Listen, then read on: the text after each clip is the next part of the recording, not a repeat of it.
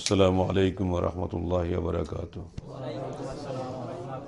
إن الحمد لله نحمده ونستعينه ونستغفره ونؤمن به ونتوكل عليه ونعوذ بالله من شرور أنفسنا ومن سيئات أعمالنا من يهده الله فلا مضل له ومن يضلل فلا هادي له ونشهد أن لا إله إلا الله وحده لا شريك له ونشهد أن محمدا عبده ورسوله أما بعد فقد قال الله تعالى في الكلام المجيد قل هذه سبيلي أدعو إلى الله على بصيرة أنا ومن اتبعني وسبحان الله وما أنا من المشركين.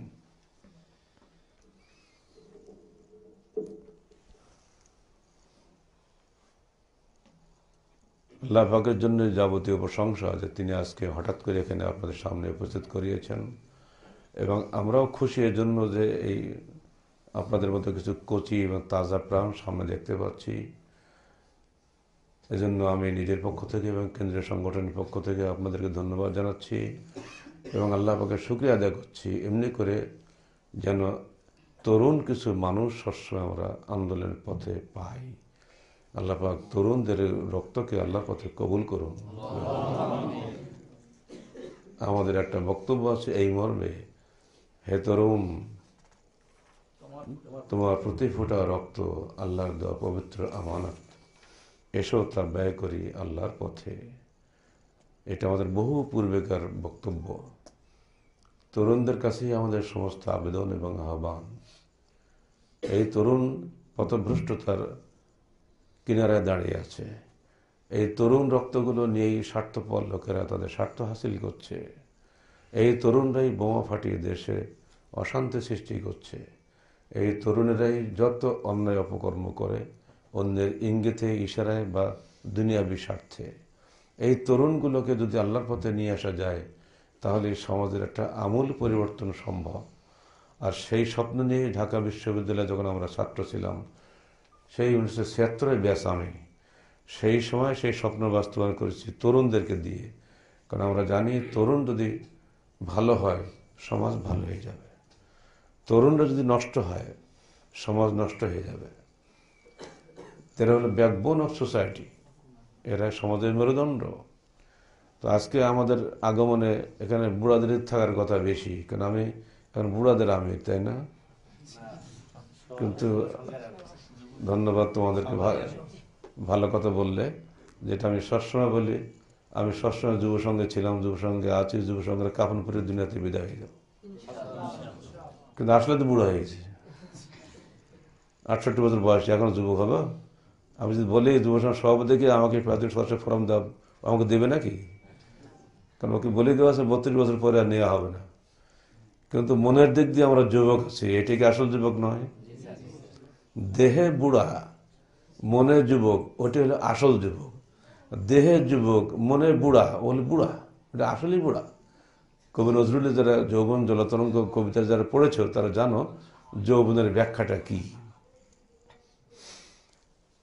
রাস্তা দুটো খোলা আছে। আর তোমাদের এই যে পরিচিতি দেখলাম একটু আগে, এখানে একটা আয়াত দেওয়া আছে যেটা আমি পড়লাম। আয়াতটা নম্বর বলতে পারো তোমরা? এই আয়াতটা ভালো করে পড়বা, বুঝবা, এর মধ্যে পুরো মুভমেন্ট ঢোকানো আছে। ছাত্র জীবনে এগুলো রিসার্চ করে সারা কোরআন থেকে আমি এই আয়াতটা বাছাই করেছিলাম। আমাদের মুভমেন্টের মূল সুর ওখানে লুকিয়ে আছে, আর কিচ্ছু লাগবে না। কুল হাযিহি সাবিলি। আমার স্নেহাস্পদ আত্মাহারিকের সহকারী সম্পাদক ডক্টর কবিরুল ইসলাম সবাইকে জান্নাতের জন্য আল্লাহ পাক আমাদের খরিদ করে নিয়েছেন, সেটা বললে না? তো জান্নাত তো সবাই চায়। এখন টঙ্গী ইজতেমা হচ্ছে, ওরা জান্নাতে গেছে না সেখানে? তাহলে জান্নাতের জন্য সবাই পাগল, কিন্তু জান্নাতের রাস্তা কোনটা সে জানে না। এই রাস্তা নিয়ে যত সমস্যা। এরপরও রাস্তা যদিও চিনল বটে, সেখানে গিয়েও রাস্তার ধার দিয়ে যাবো না মাঝখান দিয়ে যাবো, সেখানেও বিপদ। জান্নাত সবাই চায়, জান্নাতের পথ খুঁজতে হবে। ওই পথটা আল্লাহ রসুল বলে দিয়েছেন, কুল হাযিহি সাবিলি, বলো এটাই আমার রাস্তা। আদউ ইলাল্লাহ, ডাকি আমি মানুষকে আল্লাহর পথে। আলা বাসিরাতিন, জাগ্রত জ্ঞান সহকারে, আনা অমানিত্যাবানি, আমি এবং আমার অনুসারীরা একাকে না, এটাই সংগঠন করা যায় ফরজ। এই আয়াত তার দলিল। একা একা হবে না। আমি একা জান্নাতে গিয়ে কী করবো? আমার ভাইদেরকে জান্নাতে নেব না? তাহলে আমি স্বার্থপর হয়ে যাব না? আমি একে তাহাজ্জুদ পড়ি জান্নাতে চলে গেলাম, আমার ভাইগুলো আমার ছেলেগুলো সব থাকলে জাহান্নামের আগুনে পড়ে, তো আমার মতো স্বার্থপরকে দুনিয়া আরেকটা আছে নাকি? আর এই জন্য আমাদেরকে নির্দেশ দেওয়া হয়েছে, একাকে যাওয়া হবে না। যারা বলে সংগঠন করা নিষিদ্ধ, সংগঠন করা যাবে না, দলিল নেই, তারা এইসব আয়াতগুলো ব্যাখ্যা আল্লাহ পাক জানে কি করে। আমা আনা মিনাল মুশরিকিন, আমি মুশরিকদের অন্তর্ভুক্ত নই। অর্থাৎ আমি যে পথে চলছি এই পথে অন্য কাউকে আমি শরিক করব না, অন্য কোনো পথকে এখানে যোগ বিয়োগ করব না। অন্য পথ বলতে জাহেলিয়াতের পথ, অন্য পথ বলতে ওহির পথের বাহিরের পথ। মানুষের ব্রেন থেকেও তো অনেক মন করা বিধান বের হয়, তাই না? আমি একটা আলেম মানুষ, আমার মাথা দিতে অন্য উল্টোপাল্টা কথা বের হতে পারে। এমনকি কোনো আছে হাদিস কোরআনে যে আলেমরা কখনই পথভ্রষ্ট হবে না? আছে নাকি? বরং এটাই সত্য। ওমর ফারুক বলেছেন,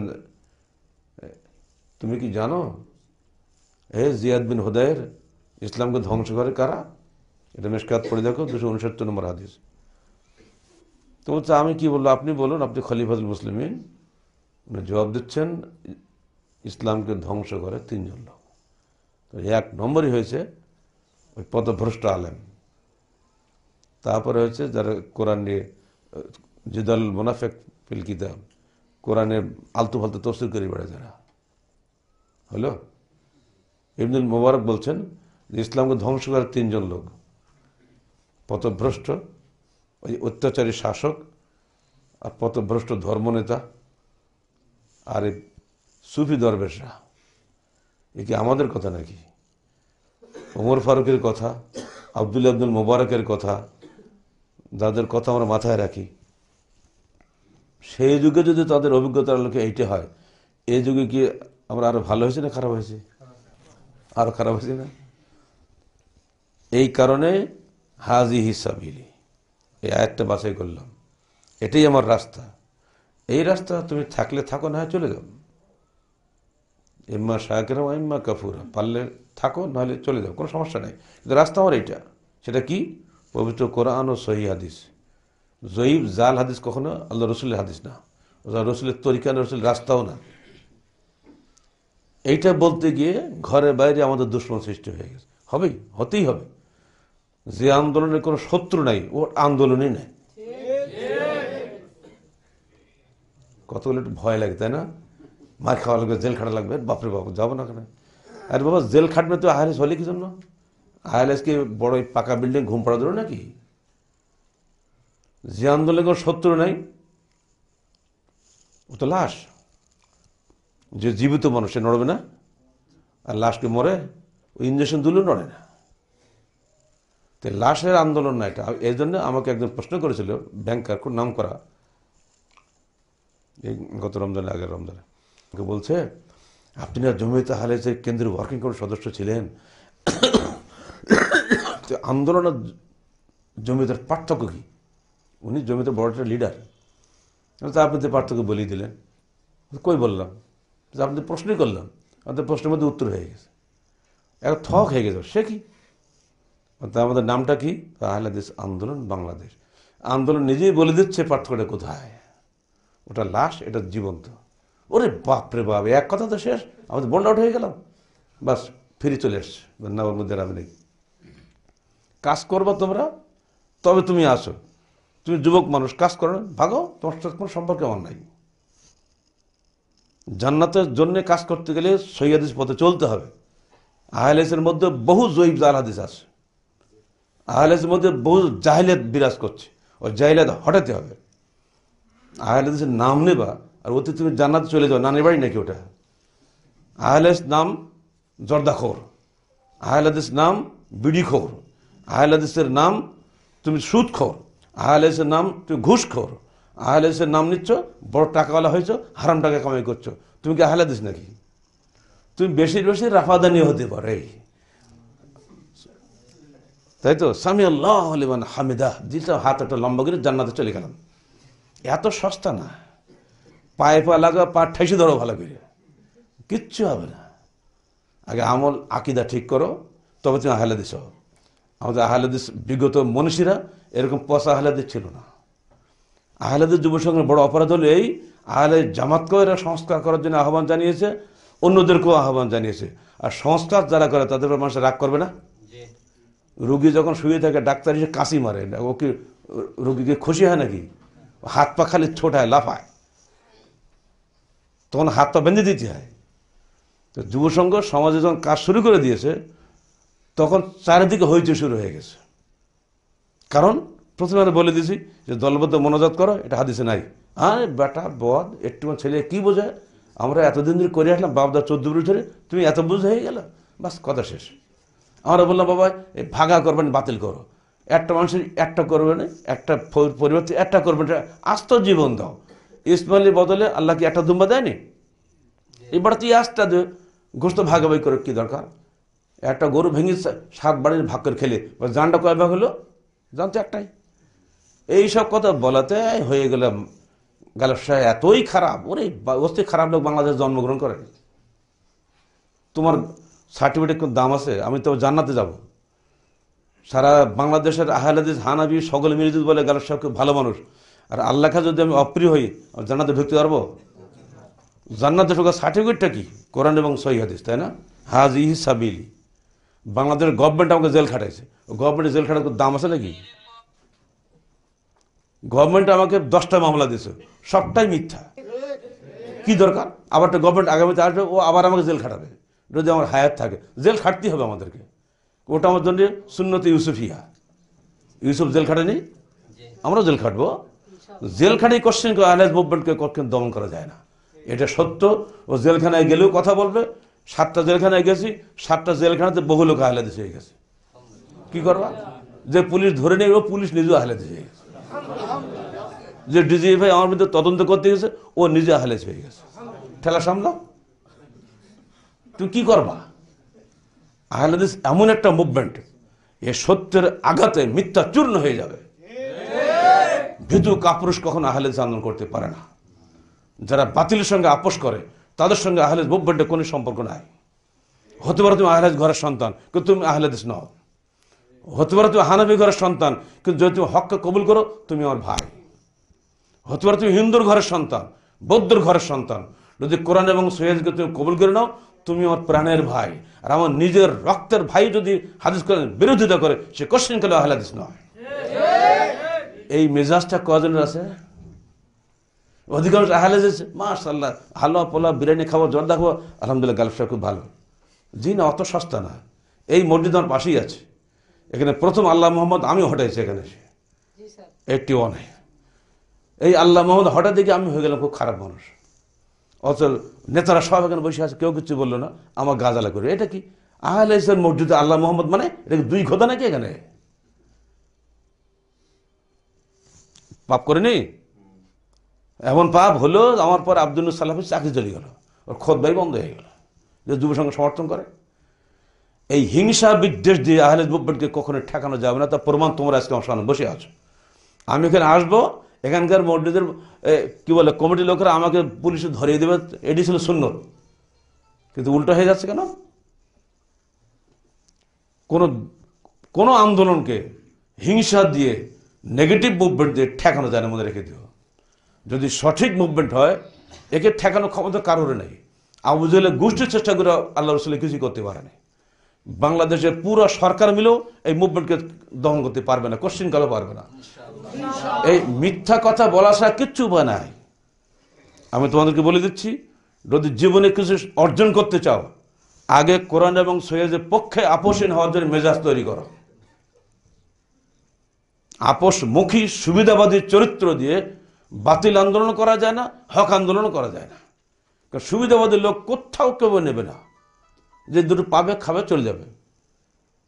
এটা এসব দিয়ে হবে না। তোমাদের তরুণ রক্ত, এই যেটা আমরা দিয়েছি পরিচিতি প্রথম আয়াতটা সূরা ইউসুফ 108 নম্বর আয়াত, এটা ভালো করে পড়ার চেষ্টা করো।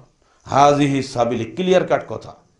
রাসূলের মৃত্যুর আগে সর্বশেষ বক্তব্য হলো এই বিদায় হজের ভাষণে, আমি মরে যাচ্ছি, রেখে যাচ্ছি তোমার সঙ্গে দুটো বস্তু, কোরআন এবং সহিহ হাদিস, কোরআন এবং সুন্নাহ। এটা কিন্তু সবাই বলি, সুন্নাহ মানে কয়জনে? আমাদের দরকার বক্তা দরকার নেই, মানা লোক দরকার। মনে থাকবে তো? বক্তৃতা আমি বিশাল 5 ঘন্টা 10 ঘন্টা বক্তৃতা করে দেবো, মানুষ হাসবে কানবে, একটা নাটক হবে সুন্দর। 1 ঘন্টা বা 10 ঘন্টা বক্তৃতা করলে আরে বিশাল বক্তব্য রাখে, এই কি বললো বলো দেখি, স্যার কিছু মনে নেই। 10 ঘন্টার বক্তব্য 10 মিনিট বল কি বললো, কিচ্ছু বলতে পারে না। কি লাভ আছে এগুলো করে? আগে নিজের জীবন পরিবর্তন করতে হবে। কু আনফুসাকুম ওয়া আহলিকুম নারা, নিজের পরিবারকে পরিবর্তন করতে হবে, সমাজ পরিবর্তন হবে, আস্তে আস্তে পুরা দেশ এবং রাষ্ট্র পরিবর্তন হয়ে যাবে। যদি তুমি নিজেকে পরিবর্তন করতে না পারো, তোমার দ্বারা কি হবে? কিচ্ছু হবে না। এইগুলো আমি তরুণদের কাছে বলছি, বুড়াদের জীবন শেষ। সাদা দাড়ি আউটডেট। ইল্লা মাশাআল্লাহ, বুড়া হেদায়েত হয় না, মৌলবী হেদায়েত হয় না, মনে রেখে দিও। ইল্লা মাশাআল্লাহ। অর্থাৎ তোমরা সাবধান থেকো। ইয়ংরা, আমি যা বলে যাচ্ছি মনে রাখার চেষ্টা করো। জীবনে কোনোদিন আপোষ করেনি সৈয়দের সঙ্গে, তোমরা কোনো আপোষ করবে না। যে মুভমেন্ট চলছে একাকি হবে না। এখন বিশ্ব আমাদের ঠেকানোর জন্য ভালো একটা ফতোয়া বেরিয়েছে আজকাল, আহলেদ মৌলবীর ফতোয়া দিচ্ছে। সংগঠন করা যাবে না, মুসলিম বলতে হবে, আহলেদ বলা যাবে না। আছে না? আহলেদ বলা সাম্প্রদায়িক কথা। এরপরে আহলেদ বলাটাই সবচেয়ে বড় জিহাদ বাংলার জন্য। এখন শুধু বাংলা কেন, সারা ওয়ার্ল্ডের মধ্যে আহলেদ বলাটাই সবচেয়ে বড় জিহাদ। মুসলমান 73 ফেরকে বিভক্ত হবে না, বেটা 72 ফেরকে তো জাহান্নামে যাবে। আমি জাহান্নামী হব নাকি? আমার কোনো মার্কা নেই। বাজারে যাব, এই সবজি দাও সবজি দাও সবজি দাও, তুমি থলি নিয়ে ঘুরি বেড়াও সারা বাজার, কোন বেটা তোমার সবজি দেবে? বলতে হবে আমি পটল দাও না বেগুন দাও, বলতে হবে না? পরিচয় থাকবে না? বেটা আমি আহলে হাদিস, আমার পরিচয় এই, আমি বেদাত করি না, তবে তো লোক আমাকে চিনবে। আমি মুসলমান, বেদাতীয় মুসলমান, হেদায়তীয় মুসলমান, সব মুসলমান। বেটা কে আসল চিনবে কেমন মানুষ? যারা কবর পুজো করে ওটাও মুসলমান, যে শিরক করে ওটাও মুসলমান, যে মিলাদ পড়ে মিষ্টি খেয়ে ঘুরি বেড়ায় ও বেটা মুসলমান, যে জীবনে পশ্চিমমুখও হয় না, একবার নারা তকবিরটা সেও মুসলমান। আর আমি মুসলমান কি এক হবে নাকি? আমার পরিচয় থাকবে না? এই পরিচয়কে বিলুপ্ত করার জন্যই বেদাতীদের সক্রান্ত হচ্ছে এই আহলে হাদিস বলা যাবে না। আর তাদের সঙ্গে যোগ দিয়েছে আহলে নামদারি কত বোকা, যারা আমাদের হিংসা করে, এই মৌলবীগুলো ওই সঙ্গে যোগ দিয়েছে। মুসলিম সবাই আহলে হাদিস সবাই নয়, কিন্তু আহলে হাদিস যারা অবশ্যই তারা মুসলিম। মুসলিম হলেই সে আহলে হাদিস নয়, আহলে হাদিস হলে সে অবশ্যই মুসলিম। অর্থাৎ আহলে হাদিস বলাটাই সবচেয়ে বড় জিহাদ। আর আহলে হাদিস শুধু নয়, জাতীয়তাবাদী আহলে হাদিস নয়, বাবার ঘরে আহলে হাদিস নয়, আন্দোলনমুখী আহলে হাদিস হওয়া লাগবে, সংস্কারবাদী আহলে হাদিস হতে হবে। আমার জীবনের সর্বক্ষেত্রে সংস্কার চলবে। তুমি আহলে হাদিস যদি পার্লামেন্টে যাও, তোমার একটা আহলে হাদিস যথেষ্ট পার্লামেন্টকে উল্টে দেওয়ার জন্য, যদি সাহস থাকে। পরিষ্কার বলবো, এখানে হাদিস বিরোধী কোনো আমলে হতে দেবো না। আমি বাংলাদেশের নাগরিক, আমার হক আছে হক কথা বলার জন্য, আমার বাক স্বাধীনতার সংবিধানে হক কথা বলছি। কোরআন হাদিস বিরোধী কোনো কাজ এখানে চলবে না। যাওয়া থেকে একটা সাহসী একটা আহলে হাদিস যাওয়া এমপি হওয়ার জন্য পারো কি? সেখানে কেউ যাবে না। ওখানে গেলেই ওই নেতা নেত্রীর গোলামি করে জীবনটা কাটিয়ে চলে আসে। মাথার টুপি দেয় ঠিকই আছে। বহু মুহাদ্দিস মুফাসসির কোরআন এখন পার্লামেন্ট গরম করে বক্তব্য দিয়ে আসছে। বাংলাদেশে একটা আইনও পরিবর্তন হয়েছে? সুদ সবাই বলে হারাম, এটা কি পরিবর্তন হয়েছে? অথচ আমি তো মুহাদ্দিস, আমি মুফাসসির কোরআন, আমি সব কিছু আছে, টুপি দাড়ি সবই আছে, কিন্তু আসল ভিতরের আগুন নেই। মরা ছাই দিয়ে কি মুভমেন্ট হয় নাকি? ছাই দিয়ে ফুদিল উড়ি দেয়, আগুন লাগবে। এই ইমানের আগুন যারা কিছু মানুষ দরকার, যারা সমাজকে পরিবর্তন করতে পারবে। স্রোত চলছে একদিকে, তুমি স্রোত পাল্টাবে কিভাবে? হাতে বল নেই, পায়ে বল নেই, হাঁটুতে বল নেই, তো তুমি কি হবা? স্রোতে ভেসে দেবে না? স্রোতে ভাষা লোক দিয়ে স্রোত পরিবর্তন হবে? আদৌ প্রশ্নই ওঠে না। স্রোত যারা পরিবর্তন করবে তাদেরকে অবশ্যই হাত পা সবসময় কাজে লাগাতে হবে। এই জন্য বলে আহলে হাদিস আন্দোলন, আহলে হাদিস দল না। হিন্দু আহলে হাদিস হবে, বৌদ্ধ আহলে হাদিস হবে, হানাফি আহলে হাদিস হবে, পীর পূজারী আহলে হাদিস হবে। আহলে হাদিসরাই পর্যন্ত হয়তো দেখা যাচ্ছে আহলে হাদিস হবে না। অর্থাৎ আমার সামনে থাকবে কিছু আদম সন্তান, কারোর প্রতি হবে হিংসা বিদ্বেষ থাকবে না, কোনো কোটারি সাম্প্রদায়িক মুভমেন্ট এটা নয়। সকল মানুষের কাছে আমাদের দাওয়াত, আসুন পবিত্র কোরআন ও তারপর এই দাওয়াতটা কাদের কাছে? মানুষের কাছে না? শুধু কি আহলে হাদিসের কাছে নাকি? প্রত্যেকটা মানুষের কাছে আমাদের দাবি, আসুন পবিত্র কোরআন ও সহিহ হাদিসের আলোকে জীবন গড়ি। সরকারের কাছে দাবি, সকল বিধান বাতিল করো, ওহির বিধান কায়েম করো। ওদিকেও বলেছি, এদিকেও বলেছি। আমাদের দাওয়াত, আমাদের দায়িত্ব দাওয়াত দেওয়া, প্রতিষ্ঠা করার দায়িত্ব আমাদের নয়। একদল ধরেছে বুলেটের পথ, একদল ধরেছে ব্যালটের পথ। দুটাই প্রতারণার পথ। ব্যালট মানে সির্ফ ধোঁকাবাজি, আর বুলেট মানে আর তার চেয়ে আর বড় ধোঁকাবাজি।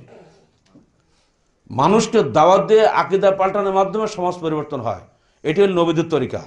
প্রত্যেক নবী জনগণের কাছে গিয়ে বলেছেন, ইয়া কওম ইউবুদুল্লাহ মা লাকুম মিন ইলাহিন গায়রু, হে আমার কওম, আল্লাহর দাসত্ব করো, আল্লাহ ব্যতীত কোনো ইলাহ নেই, উপাস্য নাই। মানুষের কাছে গিয়েছেন, মানুষ তাদেরকে মেরেছে, আবার তারা মানুষের কাছেই গিয়েছেন। মানুষকে বাদ দিয়ে কোনো আন্দোলন হয় না। তা আমরা মানুষের কাছে দাওয়াত দেব, দাওয়াতের মাধ্যমে মানুষের আকীদা পরিবর্তন হবে, ওই মানুষই পরে রাষ্ট্র পরিবর্তন করবে। আমার দায়িত্ব নয় রাষ্ট্র প্রতিষ্ঠা করা। কুলিল্লাহুম্মা, তারপর কি, তুতিল মুলকা মান তাশা, আল্লাহ যাকে খুশি রাষ্ট্র ক্ষমতা দিয়ে থাকেন। এটা আমার দায়িত্ব না, আমার দায়িত্ব দাওয়াত দেওয়া। যদি আল্লাহ কবুল করেন, আল্লাহ পাক আমাকেও প্রেসিডেন্ট করতে পারেন, আমি নিরাশ হবে নাকি? এরশাদ সাহেব জানতেন কি প্রেসিডেন্ট হবে? একজন তো রাজনীতি করে নেই। জিয়াউর সাহেব জানতেন প্রেসিডেন্ট হবে, তো মরেই গেছিল প্রায় 5 মিনিটের মধ্যে হয়ে গেল, উল্টে গেল সব কিছু। এই যে বখতিয়ার কি আসলো, কি ফখরুদ্দিন আলী আহমদ, হ্যাঁ, এই নিয়ে যে 2 বছর বাংলাদেশের এক হত্যা করতে বিধাত হয়ে গেল। ও কোত্থেকে আসমান উড়ে এসে বসে গেল ঢাকায়। ও কোনো কালে একদিনের জন্য বলেছে, মিছিল করেছে রংপুরে এসে। আবার ভাসানী সাহেব 32 বছর রাজনীতি করেও একটা এমপি হতে পারল না। ওলি আহাদ 31 বছর রাজনীতি করেও এমপি হতে পারল না। তাহলে কি হলো? এইগুলো নিয়ে যা টার্গেট করে যে আমি ক্ষমতা যাওয়ার টার্গেটে ইসলাম বক্তৃতা করি, ও টার্গেট ফেল করবে। ঠিক ক্ষমতা যাওয়ার স্বার্থে যদি কোনো কাজ তোমরা করো, তোমরা নিজের ইহকাল পরকাল দুটি হারাবে। তোমার দায়িত্ব হবে নিজেকে গড়ে তোলে জান্নাতের জন্য প্রস্তুত করা, এবং পবিত্র কোরআন ও সহিহ অনুযায়ী মামলা হচ্ছে কিনা এটা যাচাই বাছাই করা। সেই আলোকে নিজের জীবনকে, নিজের পরিবারকে, সমাজকে গড়ে তোলার জন্য আমাকে দায়িত্ব নিতে হবে। এরপরে আল্লাহ পাক যদি পুরস্কার দেন, আপনার হাত দিয়ে হতে পারে বা আপনার পরবর্তী বংশধরের হাত দিয়ে হতে পারে, তো আপনাকে তো ক্ষেত্র প্রস্তুত করে যেতে হবে। আহলে হাদিসের এই মূল বিষয়টি না বোঝার কারণে আহলে হাদিস ভাইরাও আজকে আমাদেরকে দায়ী করছেন। আমরা ভুল করব তাদেরকে, মানে এই সঙ্গে সবাইকে বলবো, দয়া করে ভুল বুঝবেন না। দেখুন আমরা কি বলি এবং আমরা কি করি। একটা মানুষকে জানতে গেলে 2টা পথ আছে, তার কথা শোনা, তার সঙ্গে মিশা, তার লেখনী পড়া, আমাদের সবই আছে। হিংসা, বিদ্বেষ, হঠকারিতা বাদ দিয়ে দয়া করে পড়ুন, দেখুন আমরা কি করছি। এদেশের আপনারা বলেন 3 কোটি আহলে হাদিস, আমি তো 3 লাখও খুঁজে পাই না। তার মানেটা কি? রাবাদানি আছে গাদাখানি, ওদের কিচ্ছু হবে না। আমি চাই প্রত্যেকটা ঘরে ঘরে জীবন্ত কিছু আহলে হাদিস তৈরি হও। তোমাদের জীবনের মাধ্যমে মরা মানুষগুলো জেগে উঠুক। হারাম হালাল বাছাই করে চলতে হবে জীবনে, নইলে আর শুধু বক্তৃতা শুনে আহলে হাদিস হবে না তো। যেটা একটু আগে আমার ছোট ভাই বলে গেল, যে নিজের আমল দিয়ে প্রমাণ করা আমার কি, এইটা হলো মৌলিক বিষয়। রাস্তা ভাই একটাই, বাঁচতে গেলে রাস্তা কয়টা হবে? একটা। সে রাস্তা কোরআন এবং সহিহ হাদিস। সিরাতে মুস্তাকিম তো সবাই বলে ভাই, সিরাতে মুস্তাকিমটা কোরআন এবং সহিহ হাদিস বাইরে সিরাতে মুস্তাকিম নাই। কোরআনের ব্যাখ্যা হবে হাদিস দ্বারা, আমার রায় দ্বারা নয়।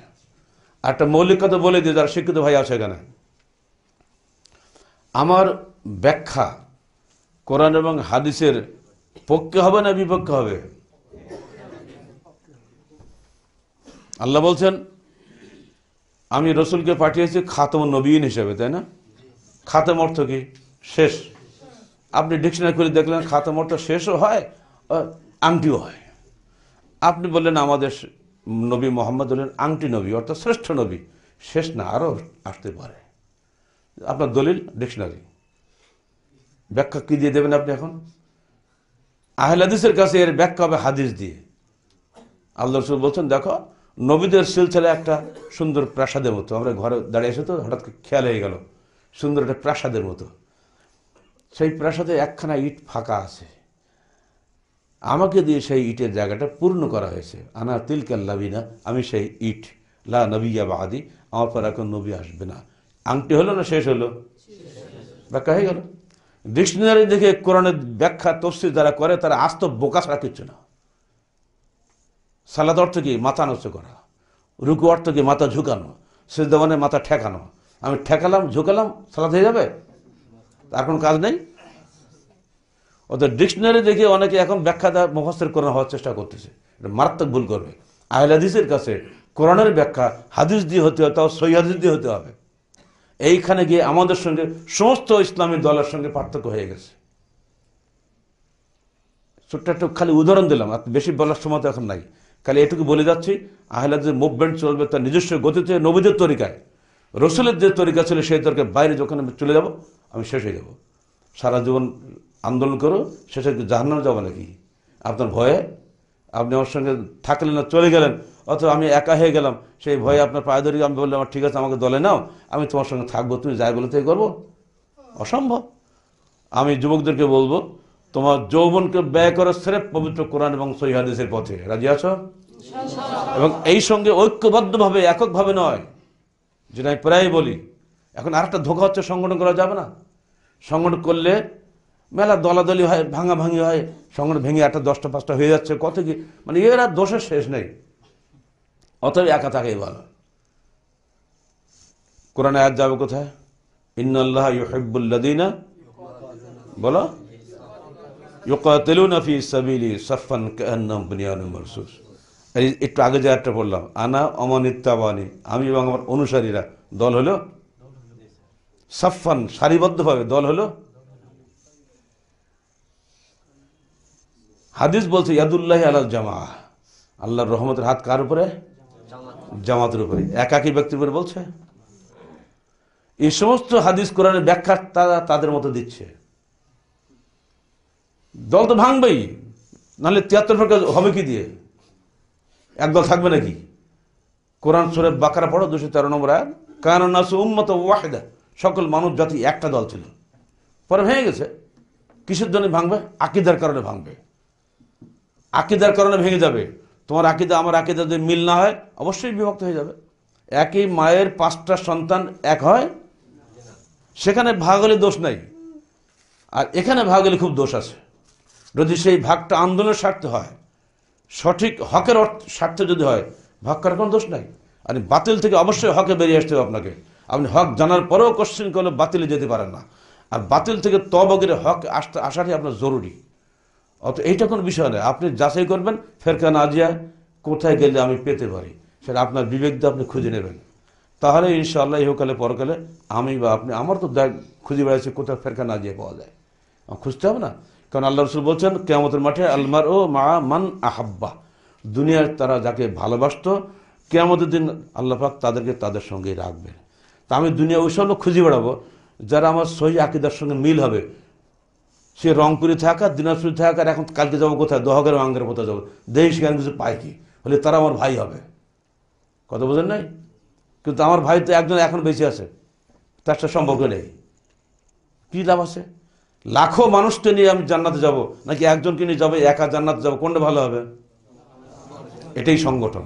আমার রসুল এই জন্য মক্কা ছেড়ে মদিনা চলে গেছিলেন।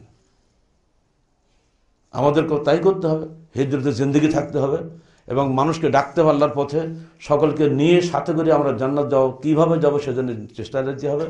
নিজের সব কিছুকে বাদ দিয়ে মানুষের সেবায় নিজেকে এগিয়ে যেতে হবে। মানুষকে নিয়েই দুনিয়ায় মানুষ বসবাস করে।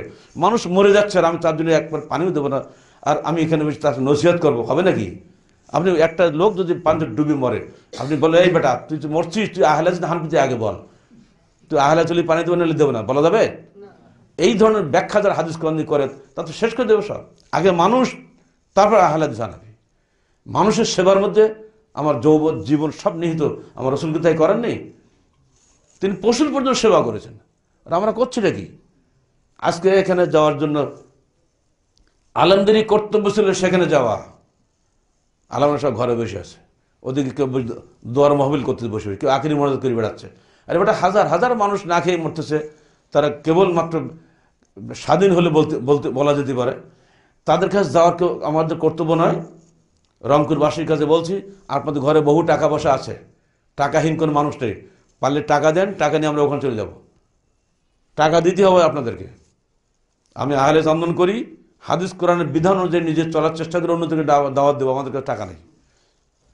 সবার কাছে বলে দিয়েছি, ইন্টারনেটে বলে দিয়েছি, টাকা অনেকে পাঠিয়েছে, আমরা যাচ্ছি, রাস্তার পথে লোকে টাকা দিচ্ছে, কম্বল কিনে দিচ্ছে, কেউ সোয়েটার কিনে দিচ্ছে, আপনাদের কাছে আবেদন থাকবে।